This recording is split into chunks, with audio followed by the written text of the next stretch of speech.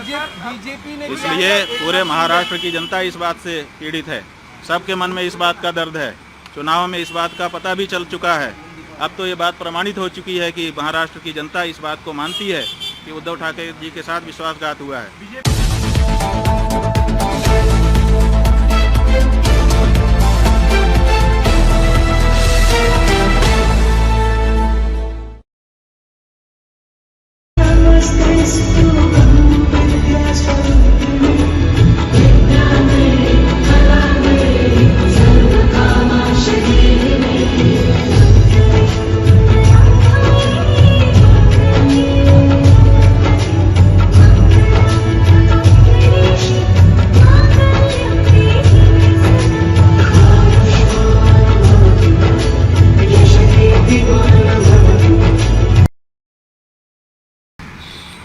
हम सब लोग हिंदू धर्म के, सनातन धर्म के पालन करने वाले लोग हैं। हमारे यहाँ पुण्य पाप की भावना बताई गई है। सबसे बड़े पाप गौघात आदि बताए गए हैं, लेकिन उससे भी बड़ा घात विश्वासघात बताया गया है।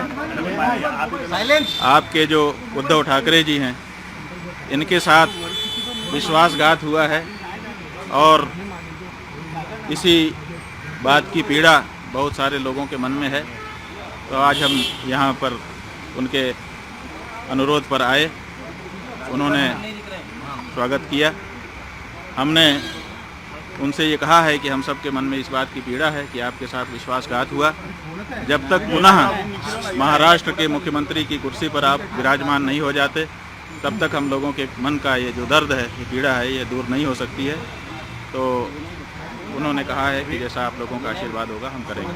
महाराज जी, लेकिन हिंदुत्व की बात कर रहे हैं कि जो विश्वासघात की बात कर रहे हैं, उद्धव ठाकरे से निकला, वो कहते हैं कि हिंदुत्व हमारा हिंदुत्व है। बीजेपी कहती है कि हमारे साथ विश्वासघात हुआ है। देखिए, किसका हिंदुत्व असली है तो ये जानना पड़ेगा कि जो विश्वासघात करे वो हिंदू नहीं हो सकता है। जो विश्वासघात सह ले वो तो हिंदू होगा, क्योंकि उसके साथ विश्वासघात हुआ है।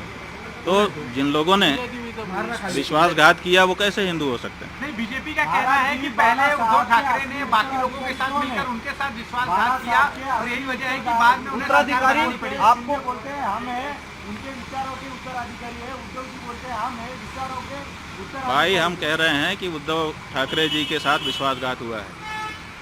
अब इसे में आप समझ लीजिए। ये बीजेपी ने, इसलिए पूरे महाराष्ट्र की जनता इस बात से पीड़ित है। सबके मन में इस बात का दर्द है। चुनाव में इस बात का पता भी चल चुका है। अब तो ये बात प्रमाणित हो चुकी है कि महाराष्ट्र की जनता इस बात को मानती है कि उद्धव ठाकरे जी के साथ विश्वासघात हुआ है।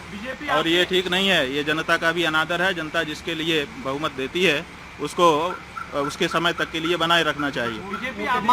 बीच में सरकार को तोड़ देना और बीच में जनमत का अनादर करना, ये अच्छी चीज नहीं है। भाजपा कहता है कि हिंदुत्व तो हम बयानबाजी को लेकर कैसे हमारा हिंदुत्व ही भाई, शंकराचार्य की बात नहीं है। शंकराचार्य जी क्या कहेंगे? जो सच होगा तो वही तो कहेंगे।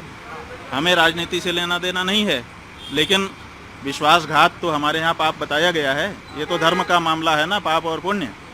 और इस बारे में कौन बोलेगा? राजनेता बोलेगा। इस बारे में तो धर्माचारी ही बोलेगा। महाराज जी, जो पूजा हुई ये हमारे यहाँ परंपरा है कि जब गुरुजन पधारते हैं तो उनकी पादुकाओं की पूजा की जाती है और उसी का विधि विधान के साथ पालन उद्धव ठाकरे जी ने सपरिवार किया। प्रतीकात्मक केदारनाथ मंदिर बन रहा है दिल्ली में, उस पर क्या कहना है? देखिए, प्रतीकात्मक केदारनाथ नहीं बन सकता है। हमारे यहाँ शिव पुराण में 12 ज्योतिर्लिंग का व्याख्यान किया गया है। बताया गया है कि 12 ज्योतिर्लिंग होते हैं। 12 ज्योतिर्लिंगों के जहाँ नाम बताए गए हैं वहीं पर उनका पता भी बता दिया गया है। और ये कहा गया है, जैसे सौराष्ट्रे सोमनाथम, पहले कहा सौराष्ट्र माने पता, उसके बाद कहा सोमनाथ। उसी तरह से केदारम हिमवत पृष्ठे, जो केदार है वो हिमालय के पृष्ठभाग में है, माने हिमालय में केदार है। तो आप दिल्ली में कहाँ से ला के रख दोगे केदार को? जब पता साफ साफ बताया गया है कि ये यहाँ लोकेटेड है, तो आप उसका लोकेशन क्यों बदलना चाहते हैं? क्यों जनता को भ्रम में डालना चाहते हैं? आप भगवान के 1000 नाम है, किसी नाम से स्थापना करके पूजा करिए, लेकिन केदारनाथ धाम दिल्ली में बनेगा, ये अनधिकार चेष्टा है और ये नहीं होना चाहिए। क्या इसके पीछे राजनीतिक वजह है? भाई बहुत सारी राजनीतिक वजहें हैं। हमारे सभी जो